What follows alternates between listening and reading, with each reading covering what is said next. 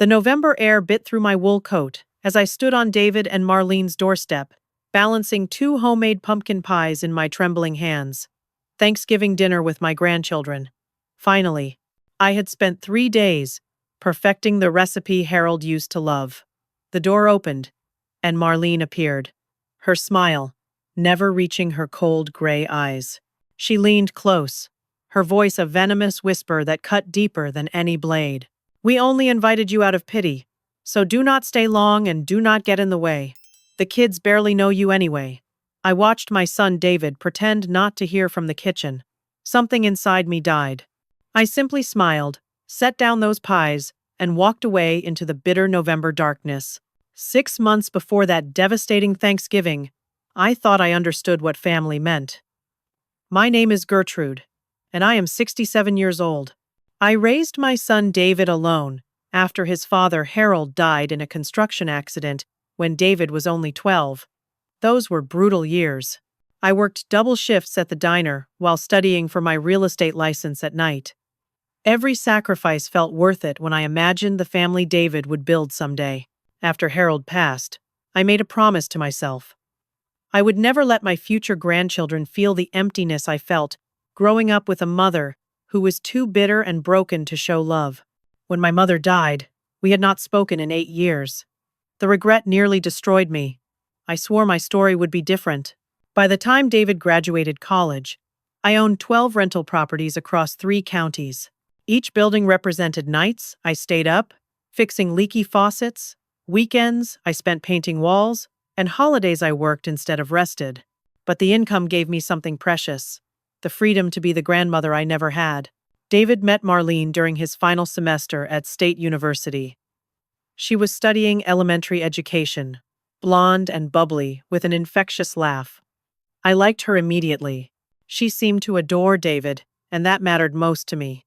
When they announced their engagement 2 years later, I was thrilled. Their wedding day remains one of my happiest memories. I paid for everything gladly.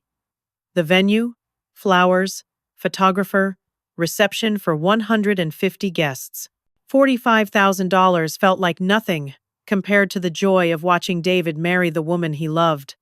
Marlene hugged me so tightly that day, tears streaming down her face. "Thank you, Mom Gertrude," she whispered. "I promise I will take care of David and make him happy." The first sign of trouble appeared after the twins were born. Emma and Lucas arrived 3 years ago. Perfect little bundles with David's dark hair and Marlene's green eyes. I had dreamed of being a hands-on grandmother, the kind who baked cookies and read bedtime stories. I envisioned teaching Emma to garden and taking Lucas fishing at the lake, where David learned to cast his first line. But gradually, my invitations to visit became inconvenient interruptions. "The babies are sleeping," Marlene would say when I called. Maybe next week would be better. Next week became next month. Next month stretched into several months. I tried bringing gifts instead. Beautiful handmade quilts, educational toys, picture books. "Oh, you really should not have," Marlene would say, accepting packages without letting me inside. "The house is such a disaster right now." Something felt wrong, but I dismissed my concerns as the natural adjustment of new parents finding their rhythm. I had been a single mother. I understood the exhaustion and overwhelming responsibility of caring for babies. When the twins turned 6 months old, I offered to babysit so David and Marlene could enjoy a date night. "That is so sweet," Marlene responded. "But we are really trying to establish a routine. Maybe when they are older." Older turned into another excuse when they reached 1 year, then another when they turned 18 months. Each rejection stung, but I told myself patience was the answer. Young mothers needed space to bond with their children. The breaking point came on a Tuesday afternoon in May. I decided to surprise the family with a visit. I had just closed a profitable property sale and wanted to share the good news. I also brought new summer clothes for the twins, who were growing so quickly. I rang the doorbell, but no one answered. I could hear children's laughter in the backyard, so I walked around the house. The gate was unlocked, and I let myself into the yard, where Emma and Lucas were playing in a sandbox. They were beautiful children, now 2 years old and full of energy. "Grandma!" Emma squealed, running toward me with arms outstretched. My heart melted. She remembered me despite the months of separation. I scooped her up, spinning her around as she giggled. Lucas toddled over, demanding his turn. Gertrude? Marlene appeared from the back door, clearly annoyed. What are you doing here? I brought summer clothes for the children, I explained, setting Emma down. I tried the front door. You cannot just show up unannounced, Marlene snapped. David is at work, and I have things to do. I understand, I said gently. I just wanted to see the grandchildren. It has been weeks. Well, they are busy right now, she replied curtly. Maybe you could call next time. As I prepared to leave, something caught my attention near the garbage cans. Bright yellow packaging peeked out from beneath some bags. I recognized it immediately. The shape sorter toy I had sent for Lucas's second birthday 3 weeks earlier. The same toy Marlene claimed never arrived. Walking closer, I discovered more familiar items. The picture books I mailed for Easter, the stuffed animals I sent for Valentine's Day, Emma's spring jacket, still in its original wrapping. My stomach dropped. For months, I had been sending gifts and cards to my grandchildren, believing Marlene's explanations that they were busy or had not arrived. Every single item was here, discarded like garbage. George, I called to our mailman, who was making his rounds down the street. Afternoon, Mrs. Patterson, he said, walking over with his familiar smile. How are you doing? George, have you been delivering packages addressed to Emma and Lucas Morrison at this address? His expression shifted. Well, yes, quite a few, actually. But I have to say, it is strange. I have seen Mrs. Morrison throw several packages away without opening them. I figured maybe they were duplicate deliveries or something. The betrayal hit me like a physical blow. Marlene had been systematically destroying my attempts to connect with my grandchildren while maintaining the pretense that I was welcome in their lives. But why? What had I done to deserve such cruelty? I drove home in a daze, my mind racing with questions and hurt. That evening, I sat in Harold's old chair, staring at the photo album filled with pictures of David's childhood. I had sacrificed everything to give him opportunities I never had. I worked myself to exhaustion, building a successful business, so his children would never know financial hardship. And this was my reward. Secret rejection, hidden cruelty, deliberate separation from the grandchildren I adored. As I closed the photo album, one thought crystallized in my mind. I needed to understand what was really happening in my son's family. If Marlene was willing to throw away gifts meant for her children, what else was she hiding? I decided to start paying closer attention. The loving, trusting grandmother was about to become a very careful observer. The investigation began the next morning with a phone call to my accountant, Eleanor Walsh. Eleanor had managed my finances for 15 years and knew every detail of my investments and expenditures. Eleanor, I need you to pull records of all money I have given to David and Marlene over the past 3 years, I requested. Of course, Gertrude. Is everything all right? I am just trying to get a clear picture of things. The numbers Eleanor faxed over that afternoon made my head spin. In 3 short years, I had provided David and Marlene with $127,000. The emergency loan for David's food truck business that failed within 6 months, $25,000. Marlene's student loans, paid off as a wedding gift, $18,000. Down payment assistance for their current apartment, $35,000. Countless smaller amounts for car repairs, medical bills, and what they called temporary cash flow problems, $127,000. Nearly a third of my liquid assets. I had given it willingly, believing I was helping young parents establish stability for my grandchildren. But now, seeing those gifts discarded in the garbage, I wondered what other lies had been carefully constructed around my generosity. 2 weeks later, I decided to visit the twins during a weekday afternoon when Marlene might be more relaxed. I brought nothing this time, hoping to avoid another confrontation about unwelcome gifts. I parked across the street and watched the house for several minutes. David's truck was not in the driveway, which meant he was at work. Perfect. Maybe Marlene and I could have an honest conversation about whatever was troubling her. As I approached the front door, I heard voices coming from the backyard. Marlene was on the phone, her voice carrying clearly through the spring air. Emma and Lucas played on their swing set while their mother paced near the fence. Jessica, you should see how desperate she acts around the kids, Marlene was saying. Always buying them stuff and trying to insert herself into everything. It is honestly pathetic. I froze behind the corner of the house, my heart hammering. David is too much of a coward to tell his mother to back off, Marlene continued. So I have to be the bad guy. Someone has to protect our family from her neediness. The cruelty in her voice took my breath away. The woman has no life, Marlene laughed harshly. All that money and nothing to do, except obsess over kids who barely know her. Emma and Lucas do not even ask about grandma anymore. They have moved on, but she cannot take the hint. I pressed my back against the wall, struggling to breathe quietly. Here is the thing, Jess. Marlene's voice dropped to a conspiratorial whisper. She is so desperate to be needed. I almost feel bad taking her money. Almost. But if she wants to throw cash at us, why should I stop her? David's too weak to cut her off, and honestly, life is expensive with twins. My legs felt weak. This woman, whom I had welcomed as a daughter, was discussing me like a convenient ATM machine. We are actually thinking about asking for another loan, Marlene continued. There is this amazing apartment complex on Riverside Drive. 3 bedrooms, 2 bathrooms, all the amenities. It would be perfect for the kids. And Gertrude would probably love to help us provide a better environment for her precious grandchildren. She mimicked my voice with mocking accuracy. The best part is, she thinks she is being helpful, Marlene laughed again. Like we cannot manage without her swooping in to save the day. It would be insulting if it was not so profitable. I had heard enough. Moving carefully away from the house, I reached my car without being detected. My hands shook so violently I could barely start the engine. The drive home passed in a blur of traffic lights and stop signs that I navigated on autopilot. Once safely in my kitchen, I sat at the table, where Harold and I had shared thousands of meals, and let the tears come. This was not a misunderstanding or new mother anxiety. Marlene actively despised me while gladly accepting my financial support. She was using my love for my grandchildren as a weapon against my heart and a key to my bank account.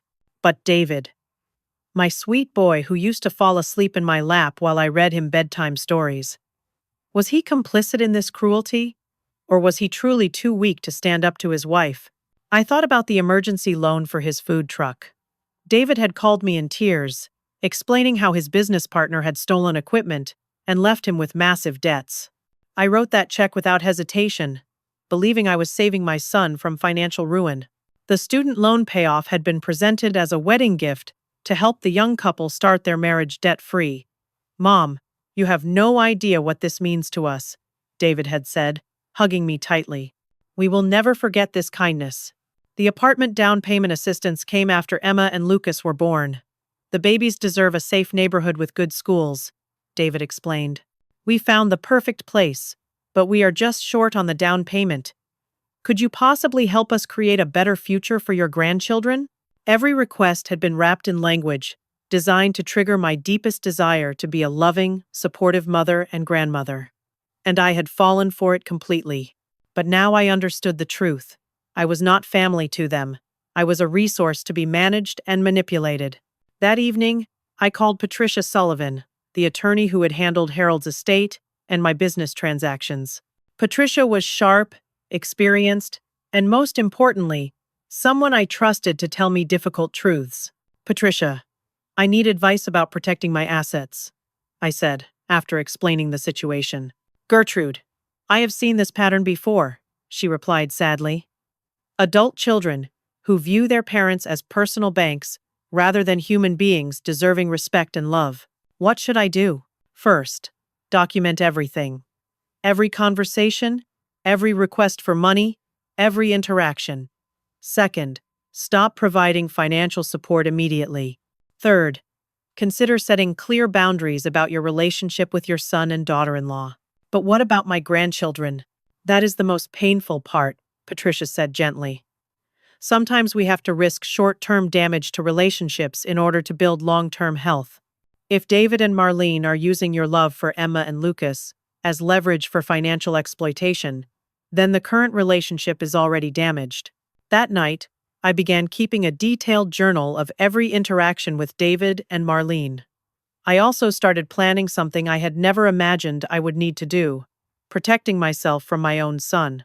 Patricia Sullivan's law office occupied the third floor of a brick building downtown, overlooking Main Street, where Harold and I used to walk hand in hand during our courting days. 2 weeks after my devastating discovery of Marlene's phone conversation, I sat across from Patricia's mahogany desk, feeling older than my 67 years. "I have reviewed all the financial records you provided," Patricia said, sliding a manila folder across the desk. "Legally, the money you gave David and Marlene constitutes gifts, not loans. Unless you have written agreements specifying repayment terms, you have no legal recourse to recover those funds." My heart sank, though I had expected this news. "However," Patricia continued, "we can absolutely prevent future exploitation. I recommend establishing strict documentation for any future financial assistance, if you choose to provide any at all." "What kind of documentation?" "Formal loan agreements with specific repayment schedules and interest rates, co-signing arrangements with clear termination clauses, joint accounts with withdrawal limits and oversight provisions." Patricia opened a leather portfolio and began writing notes in her precise handwriting. "More importantly, Gertrude, I think you need to investigate David's current employment situation. Something about this pattern troubles me." "What do you mean?" "Young families with stable incomes do not typically require repeated emergency financial assistance unless there are underlying problems. Either David is unable to hold steady employment, or he and Marlene are living beyond their means and using you to subsidize a lifestyle they cannot afford." The possibility had not occurred to me, but Patricia's concerns made sense. David had graduated with a degree in business management. He should be capable of supporting his family without constant assistance from his mother. "How do I investigate without creating more family conflict?" "Carefully and discreetly," Patricia advised. "Drive by his workplace. Confirm he is actually employed where he claims to be. Check public records for any legal or financial troubles. Most importantly, start setting boundaries immediately." That afternoon, I followed Patricia's advice. David claimed to work for Mountain View Construction, a company specializing in commercial building projects. The business operated from a warehouse complex on the outskirts of town. I parked across the street and waited. Construction workers came and went throughout the afternoon, but I saw no sign of David's red pickup truck. At 5 o'clock, the main shift ended, and dozens of workers streamed toward the parking lot. Still, no David.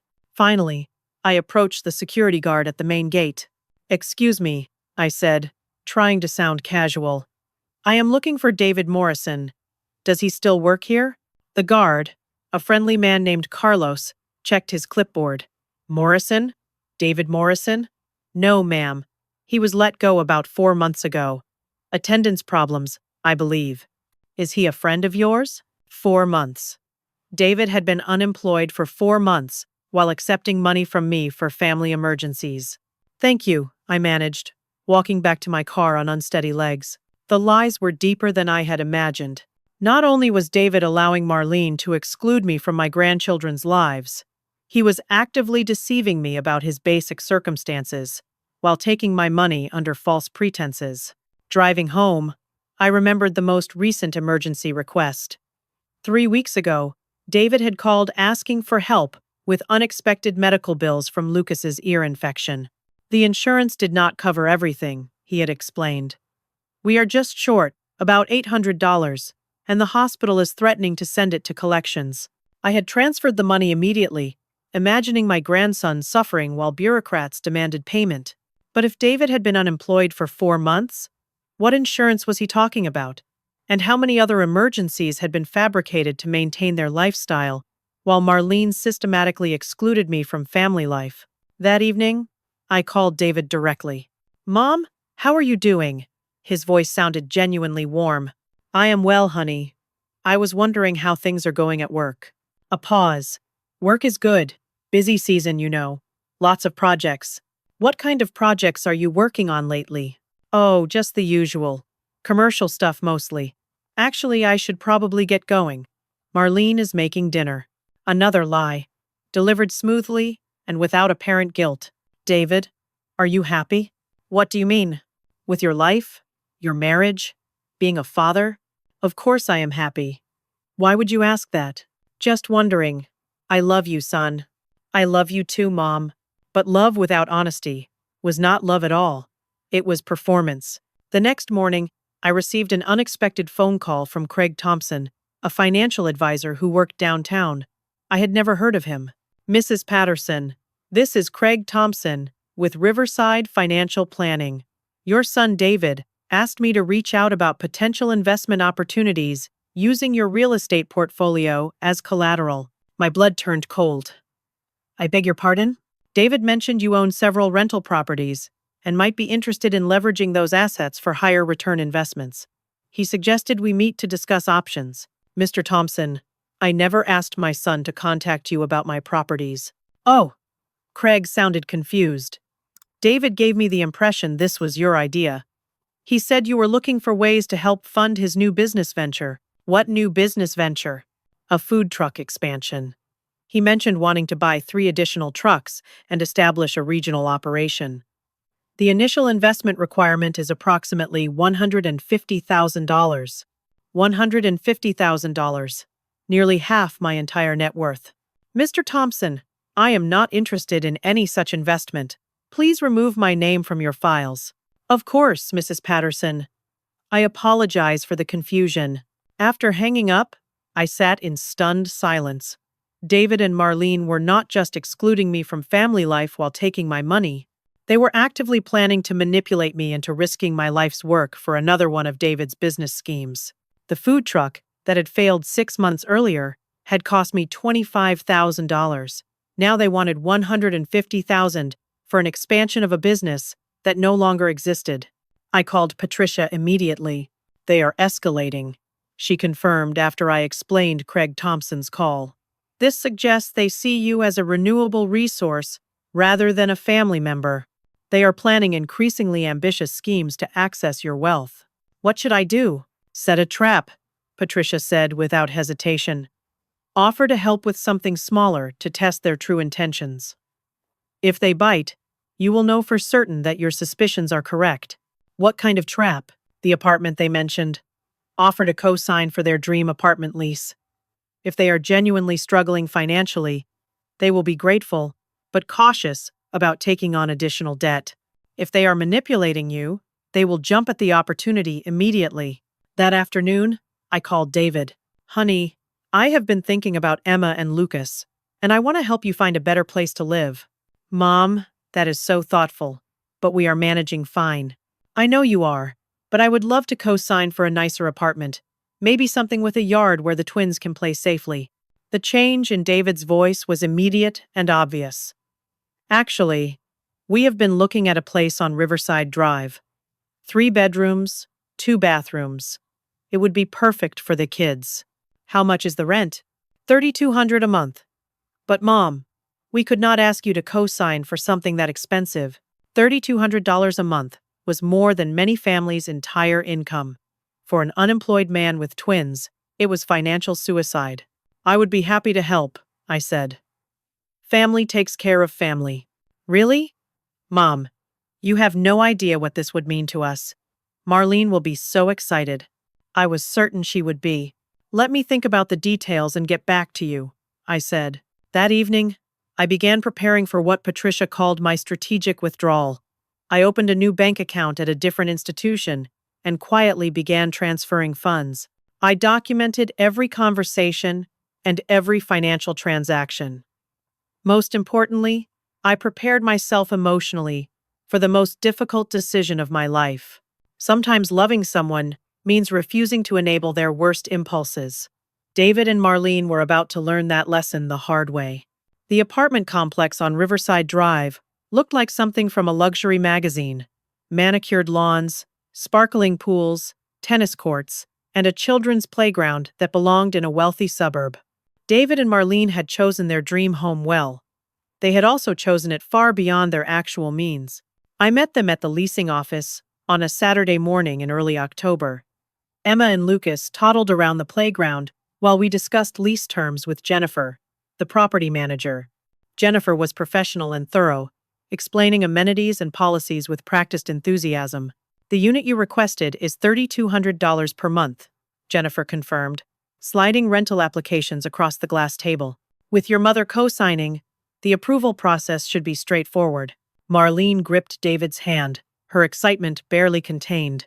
Thank you so much, Mom Gertrude. This place will be amazing for the kids. For the first time in months, Marlene spoke to me with genuine warmth. The transformation was remarkable and telling. I am happy to help, I replied, studying the applications carefully. Over the following week, I watched David and Marlene's behavior shift dramatically. They called daily with updates about moving plans and decorating ideas. Marlene invited me to lunch to discuss furniture shopping. David asked my opinion about which bedroom the twins should share. Their sudden attentiveness felt like emotional whiplash after months of cold exclusion. Mom, we cannot thank you enough, David said during one of our conversations. This apartment will change everything for our family. But there was something else they wanted. The requests began casually. The security deposit is pretty steep, Marlene mentioned during our lunch. $6,400. We have most of it saved, but we are just a little short. How short? I asked. About $3,000. I know it is a lot to ask. I can help with that. Marlene's relief was visible. You are such a blessing, Mom Gertrude. 2 days later, David called with another request. The apartment comes unfurnished, and our current furniture would look pretty shabby in such a nice place. I was wondering if you might consider helping us buy a few essential pieces. Just the basics. What kind of basics? A living room set, dining table, maybe bedroom furniture for the kids. I am thinking around $10,000 would cover everything. $10,000 for furniture.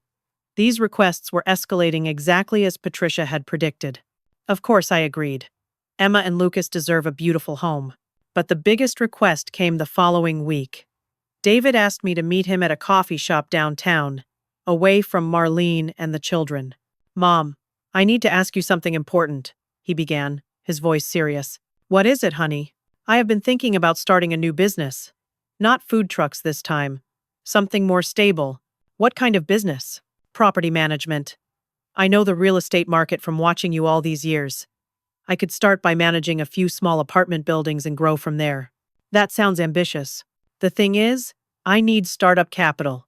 About $25,000 for licensing, insurance, equipment, and operating expenses for the first year. $25,000. The same amount I had lost on his failed food truck venture. David, what happened to your job at Mountain View Construction? He looked startled. What do you mean? Are you still working there? Of course I am still working there. Why would you ask? The lies came so easily that I wondered if he had convinced himself they were true. Just making sure you have stable income before taking on additional debt, I said gently. Actually, that is another reason the property management business makes sense. It would eventually replace my construction job with something more professional. Let me think about it. Mom, the apartment lease requires proof of stable income. If I can show them I have a business in development with your backing, the approval will be guaranteed. The manipulation was becoming more sophisticated. David was now using the apartment approval as leverage for additional investment in another doomed business venture. But there was something else troubling me. During our recent conversations, David and Marlene had been remarkably affectionate and attentive, but they had not once offered to let me spend time with Emma and Lucas.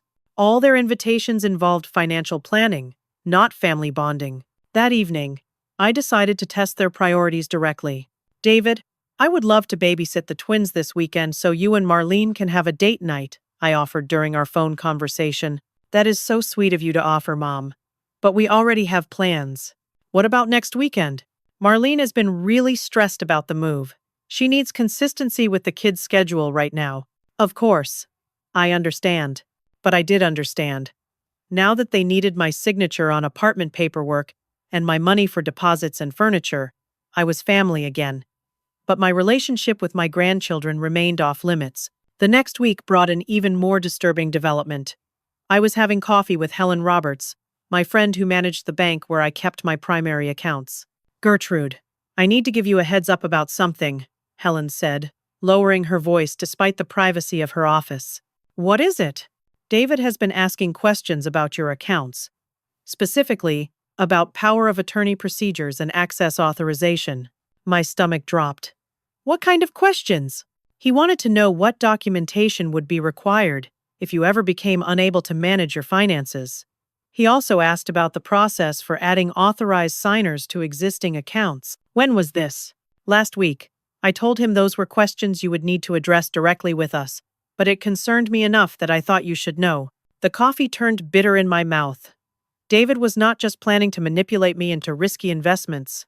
He was researching how to gain control of my accounts entirely. Helen, I want to make some changes to my account access immediately. What kind of changes? Remove all authorized users and beneficiaries. Add password protection for any account inquiries. Flag my accounts for unusual activity monitoring. Gertrude, are you in some kind of trouble? I am trying to prevent trouble. That afternoon, I called Patricia with this latest revelation. They are escalating faster than I expected, she said grimly. The power of attorney inquiries suggests they may be planning to have you declared incompetent to access your estate. Is that possible? Unfortunately, yes. If they can build a case that you are becoming forgetful or making poor financial decisions, they could petition a court for guardianship. Your generous gifts to them could be presented as evidence of diminished capacity. The scope of their planning was breathtaking. They had been setting up this manipulation for months, maybe years. Patricia, I want to proceed with our plan immediately. Are you certain? Once you withdraw financial support, there will be no going back. I am certain. Then let us coordinate everything for maximum impact. If they are going to treat you like a resource instead of a mother, they should experience the full consequences of losing that resource. Over the next week, I completed all the preparations for my financial withdrawal. I canceled the co-signing agreement for their apartment. I transferred all joint account funds to my personal accounts. I blocked David's access to my credit cards and emergency funds. But most importantly, I prepared myself emotionally for the conversation that would change our family forever. David and Marlene had made their choice. They valued my money more than my love. Now they were about to discover what life looked like without either one. Thanksgiving morning arrived with the kind of crisp November sunshine that usually lifted my spirits. Harold always said holidays were meant for gratitude and fresh starts.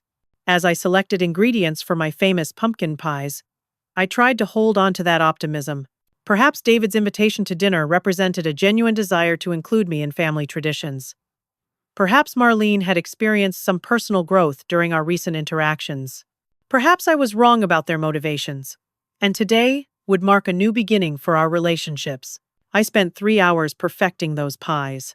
Harold's secret ingredient was a touch of bourbon and orange zest that made the filling extraordinary. David had loved these pies as a child, always begging for seconds and taking leftover slices to school for lunch.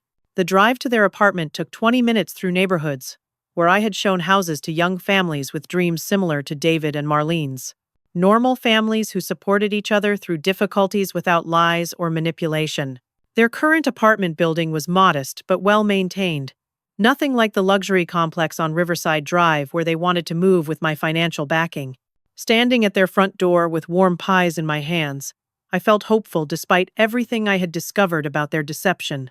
Marlene answered my knock wearing a burgundy sweater that complemented her blonde hair. For a moment, she looked genuinely pleased to see me. Mom Gertrude, you made it. Come on. The apartment smelled wonderfully of roasting turkey and sage stuffing. Emma and Lucas raced around the living room in their holiday outfits, their laughter filling the space with joy. This was exactly what I had dreamed of. Family gathered together, children playing happily, multiple generations sharing traditions. Grandma! Emma launched herself at my legs, hugging tightly. My heart melted completely.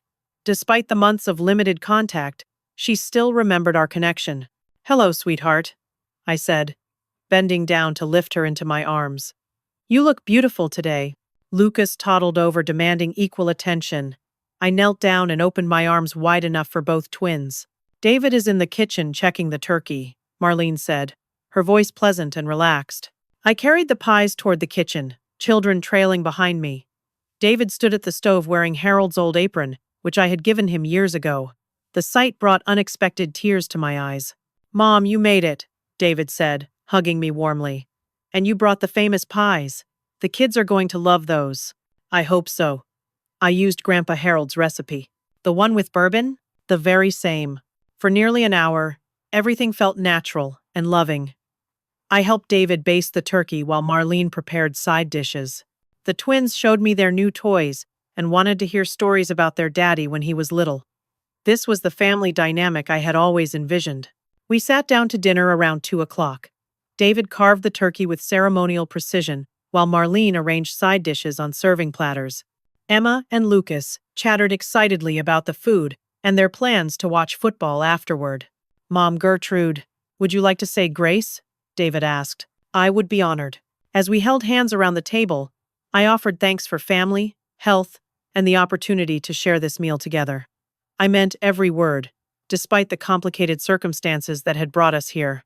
The food was delicious. Marlene had prepared everything perfectly, and David proved to be an excellent host. We talked about the twins' development, holiday plans, and happy memories from David's childhood. For the first time in months, I felt like a welcome family member, rather than an unwanted intrusion. After dinner, I volunteered to help clean dishes while David and the children watched football. Marlene and I worked side by side in the kitchen, chatting about recipes and holiday traditions. Thank you for helping with the apartment, Marlene said, as she washed silverware. Having you co-sign means everything to us. Family helps family, I replied, drying plates and storing them in cabinets. The kids will have so much more space to play. And the schools in that district are supposed to be excellent. Education is important. We worked in comfortable silence for several minutes. I began to think maybe I had misjudged Marlene's intentions. Perhaps her previous coldness had been stress-related rather than malicious. That illusion shattered completely when David announced he needed to run to the store for cream for coffee. I will be back in 15 minutes, he said, grabbing his keys from the counter. The moment his truck pulled out of the driveway, Marlene's demeanor changed like someone had flipped a switch. We need to talk, she said, her voice dropping to the same cold tone I had overheard during her phone conversation months earlier. About what? About boundaries. I set down the dish towel and turned to face her directly. I appreciate that you are helping us with the apartment, Marlene continued, but I need you to understand something clearly. We only invited you today out of pity. You have been calling and stopping by and acting like some kind of desperate grandmother. And frankly, it is embarrassing. The cruelty in her voice was breathtaking. David feels sorry for you because you have no life besides bothering our family. So we decided to throw you a bone with this dinner invitation. Marlene, I don't understand. Here is what I need you to understand. Do not stay long today, and do not get in the way. The kids barely know you, and honestly, that is how we prefer it. We have our own family traditions, and you are not part of them. Each word felt like a physical blow. After today, go back to your empty house and your empty life, and stop trying to insert yourself where you are not wanted. We will take your money for the apartment because you offered it, but do not think that makes you family. I stood frozen in that kitchen, holding a dish towel with hands that trembled from shock and heartbreak. This woman, whom I had welcomed as a daughter, had just delivered the most devastating rejection I had ever experienced. Do you understand me? Marlene demanded. Yes, I whispered. I understand perfectly. Good. David should be back soon. Smile and pretend this conversation never happened. We would not want to ruin his holiday.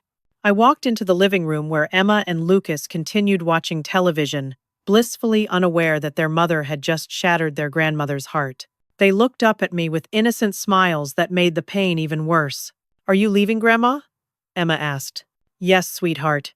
Grandma needs to go home now. But we did not eat pie yet. Save room for pie, I said, kissing both children on their foreheads. Grandma loves you very much. I gathered my coat and purse, while Marlene watched from the kitchen doorway with satisfaction in her cold eyes. David returned as I reached the front door. Mom, where are you going? We have not had dessert yet. I remembered something I need to do at home, I said, forcing my voice to remain steady. But you just got here. Thank you for a lovely dinner. I will talk to you soon.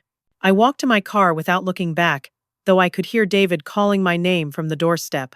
Marlene must have signaled him to let me go because his voice stopped after a moment. The drive home passed in a haze of tears and disbelief. This was not about stress or new mother anxiety or family dynamics that needed adjustment. Marlene actively despised me while gladly taking my money. She had planned this humiliation carefully, waiting until David left to deliver her message with maximum cruelty. But the most devastating realization was that David had enabled this treatment. He had heard her harsh words when I arrived and chosen to pretend nothing happened. He had left me alone with her, knowing exactly what kind of person she was. That evening, I sat in Harold's chair and made the most difficult decision of my life. Marlene wanted my money without my presence. David wanted financial support without family responsibility. They were about to discover what life looked like when those two things were permanently separated. The Monday morning after Thanksgiving, I woke up with crystal clear purpose. Marlene had given me a gift she never intended: absolute clarity about my place in their family hierarchy. I was a resource to be managed, not a person to be respected. But resources can be withdrawn. My first call was to Patricia Sullivan. "I want to proceed immediately," I told her. "Full financial separation as we discussed." "Gertrude, are you certain? Once we begin this process, there will be no undoing the damage to your relationship with David. The relationship is already damaged beyond repair." "I am simply acknowledging reality." "Very well. Let us begin." Patricia and I had spent weeks preparing for this moment. Every action had been carefully planned for maximum impact and legal protection. Step 1. Cancel the apartment co-signing agreement. Jennifer at Riverside Apartments sounded surprised when I called that morning. "Mrs. Patterson, I have your son's application right here, ready for final approval. Is there a problem?" "I have decided to withdraw my co-signing commitment." "May I ask why?" "The application is otherwise perfect. Family circumstances have changed." "I see. I will need to notify David and Marlene immediately. Without a co-signer, their income is insufficient for approval." "I understand." Step 2. Close all joint accounts and emergency funds. Helen Roberts processed my requests without question, though her expression showed concern for what these changes implied about my family relationships. "The joint savings account has a balance of $18,000, Helen informed me. "Since you are the primary account holder, you have the right to transfer all funds to your personal account. Please proceed. I am also canceling David's authorization on your emergency credit line. The current balance he has accessed is $4,000. Block all future access immediately." Step 3. Coordinate timing for maximum impact. Patricia and I had chosen Wednesday, 3 weeks after Thanksgiving, for what she called the financial reckoning. Every action would occur on the same day, so David and Marlene would experience the full scope of consequences simultaneously. Tuesday evening, David called as usual to discuss apartment details. "Mom, Jennifer from Riverside Apartments wants to schedule a final walkthrough this weekend. She says we can move in next Monday if everything checks out." "That sounds exciting," I replied calmly. "Marlene is so thrilled about having more space for the kids." "I cannot thank you enough for making this possible." "Family helps family," I said, using the same words I had spoken in their kitchen before Marlene shattered my world. Wednesday morning, I watched from my kitchen window as the mailman delivered letters to houses throughout my neighborhood. Somewhere across town, David and Marlene were about to receive several very important pieces of mail. The apartment complex notification would arrive first. "We regret to inform you that your application for residency has been declined due to withdrawal of cosigner support and insufficient income verification." The bank notifications would follow. Joint account closure, credit line termination, blocked card notices. My phone rang at 10:37 in the morning. "Mom, there has been some kind of mistake." David's voice was confused and slightly panicked. "The apartment people say you canceled the co-signing agreement." "That is correct." "What do you mean that is correct? Why would you do that?" "Because I have decided to focus my financial support on family members who actually want me in their lives." Silence on the other end of the line. "Mom, I do not understand. Of course, we want you in our lives." "David, when was the last time you invited me to spend time with Emma and Lucas?" "We invited you for Thanksgiving. Before that?" Another pause. "We have been busy with work and the kids." You have been unemployed for 4 months. The silence stretched longer this time. How did you know that? I know many things, David. I know you lost your job at Mountain View Construction for attendance problems. I know you have been lying about your employment status while taking my money for fabricated emergencies. I know you contacted a financial advisor about using my properties as collateral for another failed business scheme. Mum, let me explain. I also know that Marlene throws away gifts I send to my grandchildren. I know she tells people I am pathetic and desperate. I know you asked the bank about power of attorney procedures for my accounts. David's breathing became audible over the phone. Most importantly, I continued, I know that Marlene told me on Thanksgiving that you only invited me out of pity and that I should not stay long or get in the way. She said that? You heard her say it, David. You were in the kitchen when she made her initial comment. You chose to pretend it did not happen. Mom, please. Let me come over so we can talk about this. We are talking about it now. The apartment people want an answer by Friday. If we do not get this place, we will have to stay in our current lease, and the rent is going up $300 next month. That sounds like a problem you and Marlene will need to solve together. What about the money from the joint account? The bank says it has been closed. I transferred those funds to my personal account, $18,000 that I had set aside for family emergencies. Since I am no longer considered family, you no longer have access to emergency funds. Mom, you are being unreasonable. I am being consistent with the relationship boundaries that Marlene established. She made it clear that you only want my money, not my presence. I have decided to provide neither. My phone rang again, 20 minutes later. This time, Marlene's voice filled the line, high-pitched and angry. What the hell do you think you are doing? She screamed. I am following your instructions from Thanksgiving dinner. What instructions? You told me to go back to my empty house and my empty life and stop trying to insert myself where I am not wanted. I am doing exactly what you asked. I did not mean you should destroy our family's future. I thought I was not part of your family. You know what I meant. Actually, I know exactly what you meant. You wanted access to my money without the inconvenience of my presence. You wanted me to fund your lifestyle while accepting exclusion from my grandchildren's lives. That is not true. Then explain why every gift I have sent to Emma and Lucas ended up in your garbage. Marlene's voice faltered. I do not know what you are talking about. George, the mailman, saw you throwing away packages addressed to the twins. For months, you have been systematically destroying my attempts to connect with my grandchildren while lying about it to my face. Listen, we can work this out. No, Marlene, we cannot. You made your feelings about me perfectly clear. I am simply respecting your wishes. What about David? What about the kids? What about them? You said the kids barely know me, and that is how you prefer it. David has been lying to me for months about everything from employment to medical bills. Why would I continue funding deception and disrespect? Because we are family. Family members treat each other with love and honesty. You have provided neither. The phone rang continuously for the rest of the afternoon. David called 6 more times, each conversation more desperate than the last. Marlene called 4 times, alternating between anger and attempted manipulation. The kids need stability, she pleaded during her final call. Then you should have thought about that before you decided to exclude their grandmother from their lives while taking her money. We can change. We can do better. Yes, you can. And you will have the opportunity to prove that, without my financial support, enabling your worst behavior. Thursday morning brought a visitor. David stood on my front porch looking exhausted and defeated. Mom, please. Can we just talk? I let him inside, though I had no intention of changing my decision. Marlene is pregnant, he said without preamble. Congratulations. We are going to have 3 kids, and no apartment, and no savings. I do not know what to do.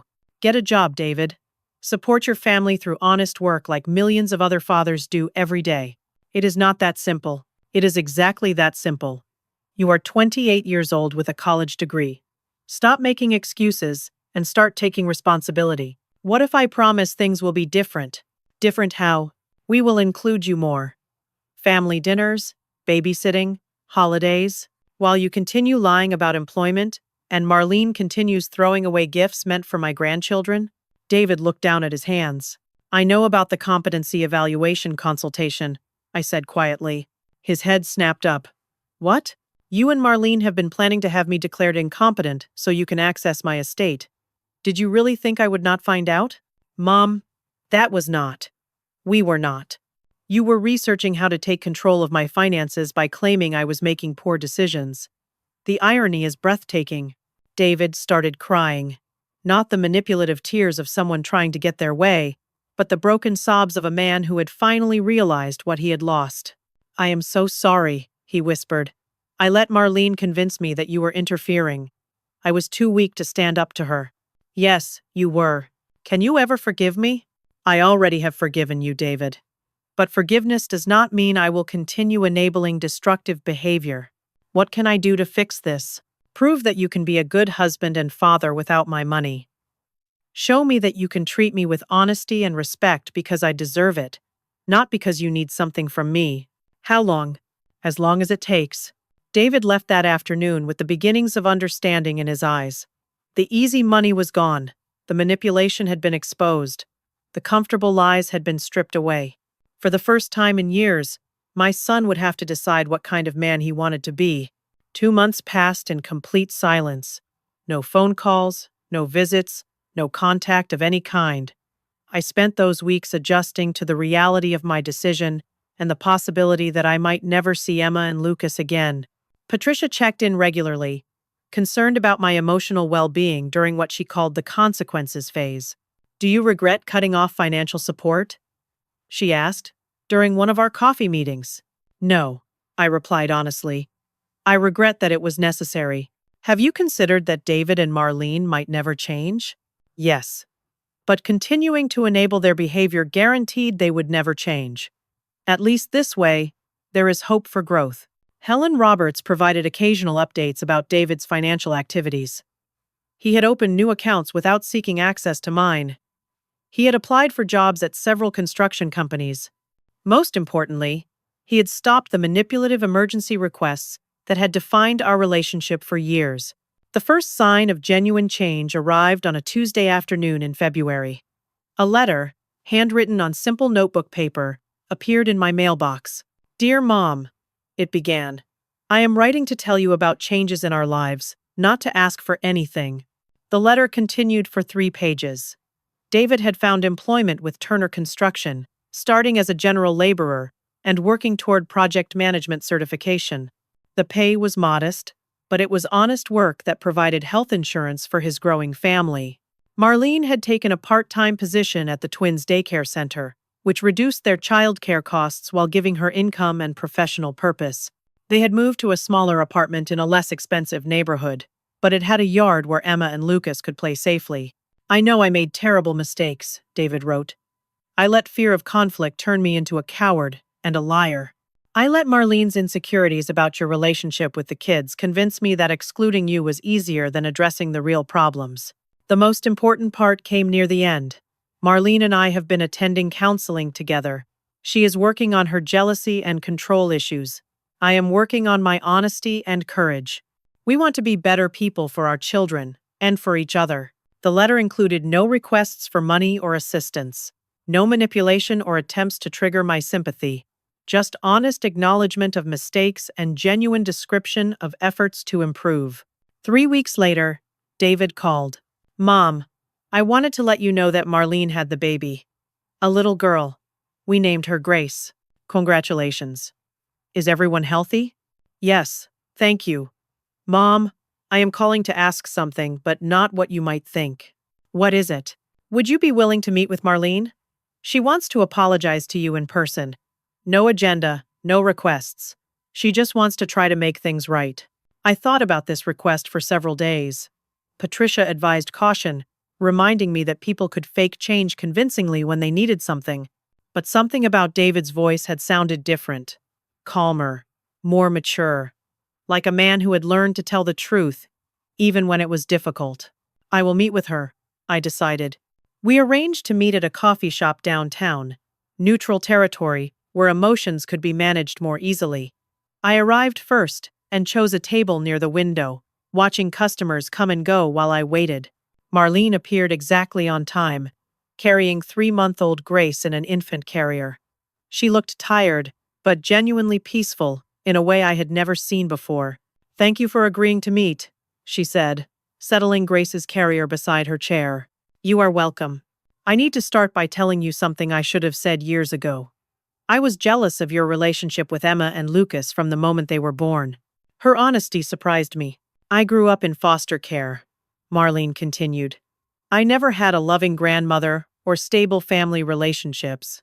When I saw how much the twins adored you, I felt threatened instead of grateful." "Why threatened?" "I was afraid they would love you more than they loved me. I was afraid you would judge my parenting. I was afraid that having you involved would highlight everything I did not know about being a mother." This was not the manipulative woman who had humiliated me on Thanksgiving. This was someone who had done the hard work of examining her own behavior. "So I convinced myself that protecting my children from your influence was good parenting. But really, I was protecting my own insecurities." "What changed?" "Losing your support forced us to face reality. David got a job and started working 60-hour weeks. I was alone with the twins all day, struggling with morning sickness and money worries. For the first time, I understood how much you had been helping us." Marlene paused to check on Grace, who was sleeping peacefully despite the coffee shop noise. "But the real change came in counseling. Our therapist helped me understand that my jealousy was harming my children. Emma and Lucas deserved to have a loving grandmother in their lives. They deserved to hear stories about their father's childhood and learn family recipes and feel connected to their heritage. And David? David had to learn to stand up for what is right, instead of avoiding conflict. He had to stop choosing the easy path when the right path required courage." We talked for 2 hours. Marlene explained the changes they had made: budgeting, honest communication, individual and couples therapy. She showed me pictures of Emma and Lucas in their new apartment, playing in the small yard they had discovered behind the building. "I know I cannot undo the hurt I caused," Marlene said, as our conversation wound down. "But I want you to know that I am genuinely sorry for my cruelty. You deserved so much better from all of us." "Thank you for saying that. Would you be willing to visit the kids sometime?" "Not today. Not until you feel ready. But sometime? I would like that very much." 2 weeks later, I drove to their new apartment. The building was older and simpler than their previous place, but the yard was lovely, and the neighborhood felt safe and family-friendly. Emma and Lucas exploded with excitement when they saw me at the door. "Grandma! Grandma is here!" They had not forgotten me, despite the months of separation. They pulled me inside, chattering about their new baby sister and their new home, and all the things they wanted to show me. David looked different. Thinner from hard physical work, but stronger somehow. More present and engaged with his children. "Mom, welcome to our home," he said, and I could tell he meant it completely. Marlene appeared from the kitchen, wearing jeans and a simple sweater, holding baby Grace. She smiled at me with genuine warmth, no trace of the cold calculation I remembered. "Would you like to hold her?" she offered. Grace was beautiful, with David's dark hair and alert brown eyes. As I rocked her gently, Emma climbed into my lap while Lucas leaned against my chair. "We missed you, Grandma," Emma said seriously. "I missed you too, sweetheart. Daddy said you were sad."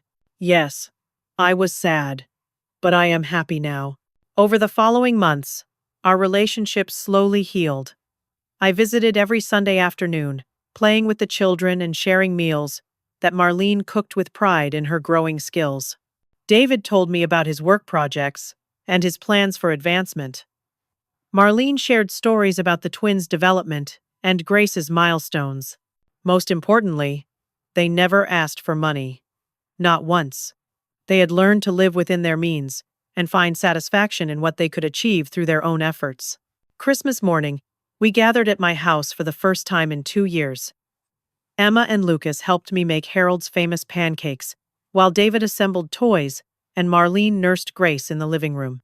"Mom," David said, finding me alone in the kitchen for a moment, "I need to tell you something." "What is it?" "I am proud of what you did. Cutting us off was the best thing that ever happened to our family." How can you say that? Because it forced us to grow up.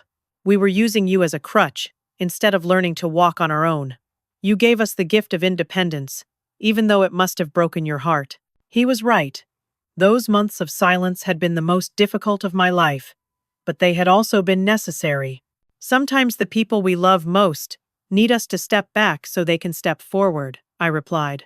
As I watched my family that morning, gathered around the Christmas tree, with genuine love and respect filling the room, I understood something profound about the nature of family relationships. Love without boundaries is not love at all. It is enabling. When we truly care about people, we help them become their best selves, even when that means allowing them to struggle toward growth. David and Marlene had learned to support themselves financially, communicate honestly, and prioritize their children's well-being above their own fears and insecurities. Emma and Lucas had gained a stronger, more stable family foundation. Baby Grace would grow up with parents who had learned from their mistakes, and I had learned that sometimes the greatest gift you can give someone is the opportunity to stand on their own 2 feet. The money I had given them over the years had actually hindered their development into responsible adults. The moment I withdrew that support, they began building genuine strength and self-respect.